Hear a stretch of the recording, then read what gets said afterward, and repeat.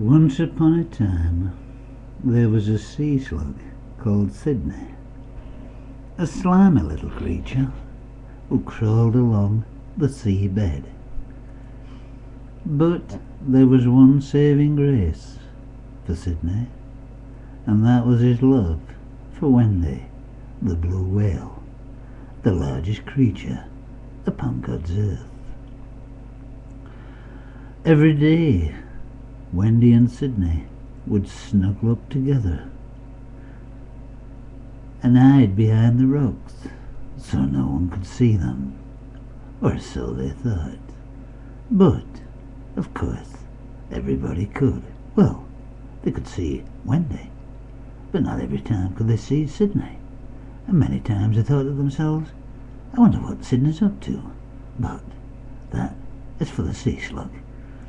But also, there was a problem, because not only was Sydney in love with Wendy, but he had a rival, and that rival's name was Colin, the killer shark. Now Colin would watch Sydney and Wendy as they canoodled together underneath the ocean, out of sight from everyone. But Colin could see Sydney, and Colin wanted to get rid of Sydney. But how could he do it? There must be a way to do it. He could eat him, but if anyone saw him eat him, then he knew that he would have to face the wrath of Wendy, and Wendy would never, ever speak to him again. So, what could Colin do? He thought, and he thought, and he said, I will kidnap him and take him far away where no one could ever find him again. I'll take him to the sea slug's graveyard and leave him there to perish. So Colin waited and waited and waited. But Sydney and Wendy were never apart. They were always together, bound in a lover's triangle, unbeknownst to themselves, because Colin was part of that triangle, and he was determined to get rid of little old Sydney. And one day, there he was, crawling along the depths of the ocean, all alone. Colin looked to the right, he looked to the left. Wendy was nowhere to be seen. Maybe she was looking for a whaling boat so she could overturn it. Maybe she'd gone away forever, never to return. Who knows where she was? But Colin said to himself, this is it. This is the moment of truth. This is time for me to get rid of Sydney, the sea slug. And so Sydney crawled along the ocean, totally unaware that there was danger lurking. And that danger crept up behind him, slowly, slowly, slowly. Then those razor-sharp teeth were exposed to one and all, as he leaned forward and opened his big mouth and sucked in that little sea slug onto his tongue. Ugh, said Colin the killer shark. He didn't realize how foul that Sydney the sea slug could taste. Ugh, he said again. But despite the horrible taste, he shut those teeth, he shut that mouth, and he sped along the ocean floor, looking for that Sydney sea slug place where he could leave him to rot somewhere where Wendy the whale would never see him again. There was an underground cave, and Colin the killer shark spat Sydney the sea slug through the open door. and rolled a large boulder over the front of the cave. And then he chuckled to himself. So that's the end of you, Sydney Sea Slug. Nobody will ever know where you have gone. So Colin, with a debonair, sailed along the ocean floor, singing Colin the Killer Shark type songs of joy and love for his favourite piece of whale meat, Wendy. And he went along, till he heard a noise. Ooh! Ooh!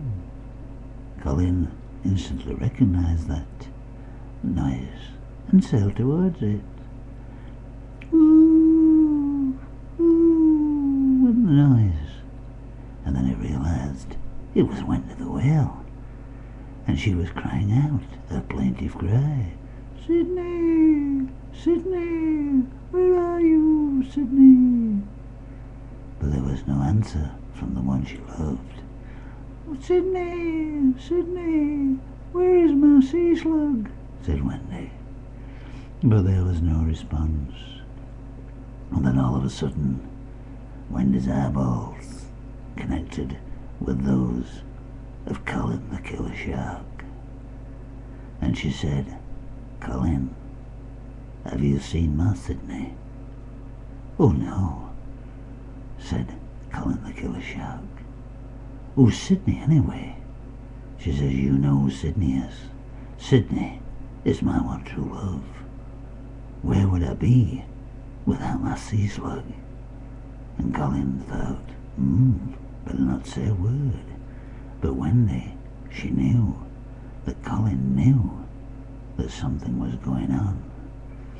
And so she squared up to him and said, Colin, where is my Sydney? And he said, well, I might have seen him, but then again I might not. And she said, Colin, you know that you've seen him.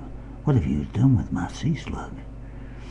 And he thought to himself, I better run. But he tried to run. He tried to swim away as fast as he could, but Wendy's great big whale mouth opened and swallowed him up.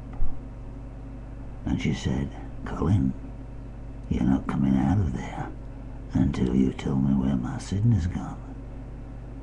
And he said, all right then, Wendy, I will tell you where he is. I saw some wicked dolphins block him up in a cave, and he can't escape. I tried my best to get him out, but I couldn't do it. But I'll tell you where he is, and I'll take you there. And so Wendy spit out that killer shark, who sighed with relief and thought, I know, it'll put me in Wendy's good books if I actually take her to her Sydney. So they flipped along and swam along and sang along till they came to that boulder, and Wendy surreptitiously, suavely flipped away that boulder, and there was her Sydney, and she gave him a great big sloppy kiss and said, oh Sydney, I miss you terribly. Who was it? Who put you there? And Sydney turned round and looked at his princess and said, it was Colin the Killer Shark.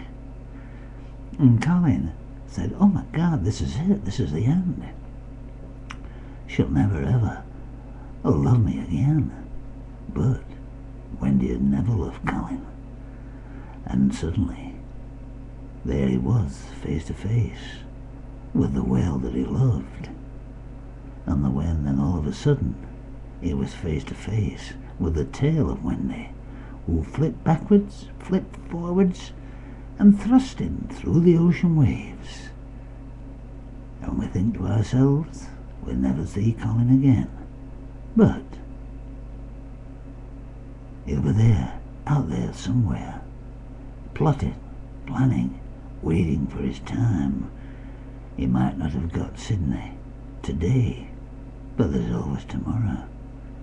And one day, Colin swore that he would fall in love and become the one that Wendy loved forever. The